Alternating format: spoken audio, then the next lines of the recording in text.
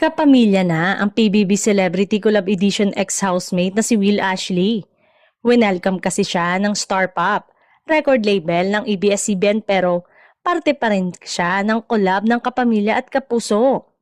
Magre-recording nga ng kanta sa Star Pop si Will kaya naman tuwang-tuwang kanyang mga fans. Ayon pa sa Showbiz Insiders, may special guest appearance din si Will sa isang kapamilya project.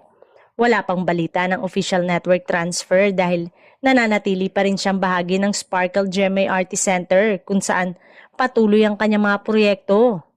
Ibig sabihin, tuloy pa rin ang pagiging kapuso heartthrob niya pero ngayon ay magpapakita rin siya ng kapamilya screen.